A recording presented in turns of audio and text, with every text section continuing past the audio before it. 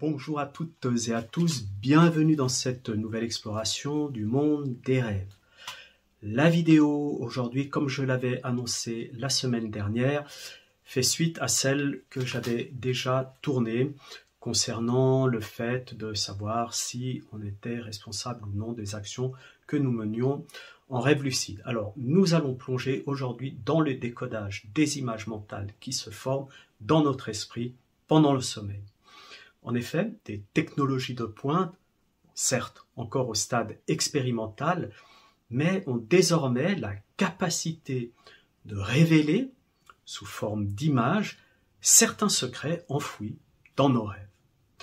On va découvrir tout ça après le générique, notamment comment les chercheurs ont réussi à décoder des scènes de rêve. À tout de suite.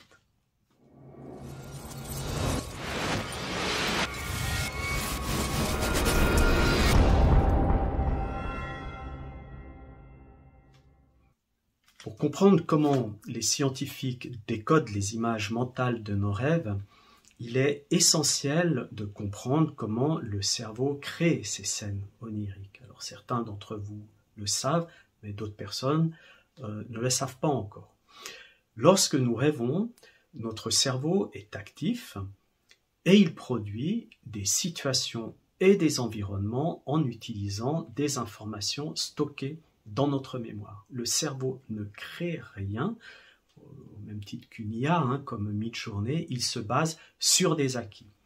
Ces simulations prennent la forme de productions visuelles et sonores aussi vivantes et aussi réalistes, parfois, pas toujours, que celles que nous percevons dans la réalité physique. Pour accéder à ces images mentales, les chercheurs, les scientifiques des plus grands laboratoires du sommeil autour du monde utilisent des techniques d'imagerie cérébrale pendant les phases de sommeil REM. Pour mémoire, c'est le stade où surviennent la plupart des rêves. Les participants sont placés dans une IRM fonctionnelle qui fait un raffut d'enfer, donc ils ont un peu de mal à s'endormir, mais ils arrivent quand même à s'endormir, et tandis qu'ils s'endorment, au fur et à mesure qu'ils entrent dans le sommeil paradoxal, eh bien, les chercheurs peuvent observer des zones du cerveau responsables de la formation des images mentales que la personne est en train de produire, ou que le cerveau de la personne est en train de produire. Les résultats ont révélé une activité intense, bien évidemment dans le cortex visuel qui se trouve à l'arrière de la région du cerveau, de la région cérébrale, et aussi des images de nature auditive dans d'autres zones du cerveau. Ça, on le sait, c'est pas un scoop, on le sait depuis un moment. Mais la véritable prouesse de cette recherche, c'est la capacité des scientifiques, attention, grâce à l'intelligence artificielle, à déchiffrer ces signaux cérébraux pour reconstruire les images mentales perçues pendant le sommeil.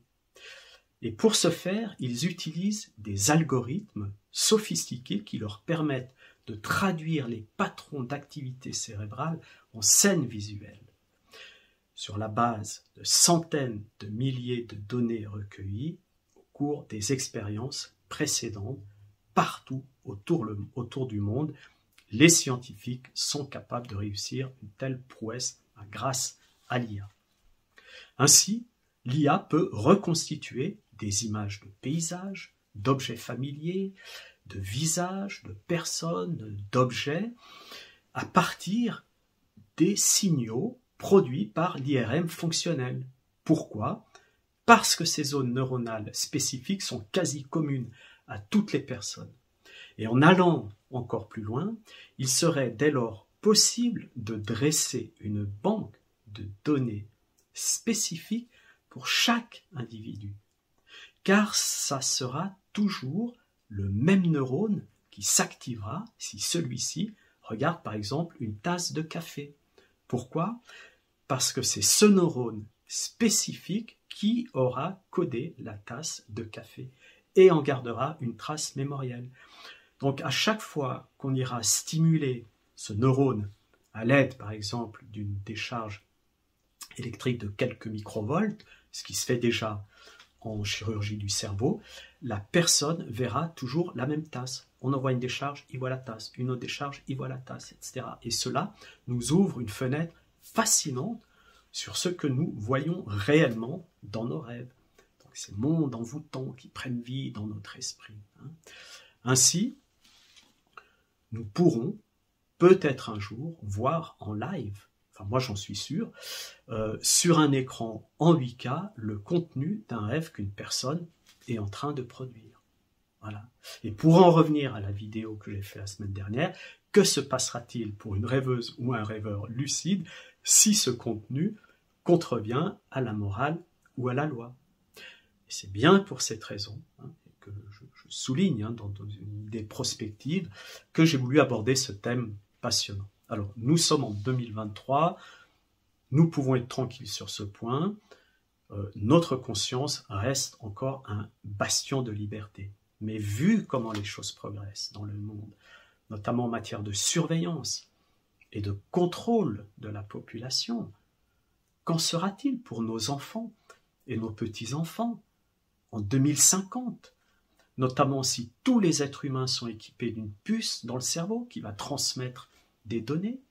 Est-ce qu'on assistera à la naissance d'une police des rêves ou d'une police pré-crime, à l'instar du film Minority Report? Je me pose la question est ouverte, je n'affirme rien. Voilà, pour conclure, je dirais que le décodage des images mentales dans les rêves est une avancée majeure de la recherche scientifique.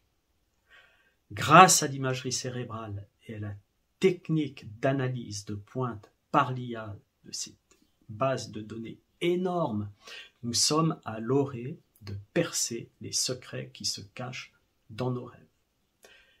Il reste encore beaucoup à explorer dans ce domaine, mais compte tenu de l'avancée exponentielle de la recherche, tout cela, c'est quasi pour demain.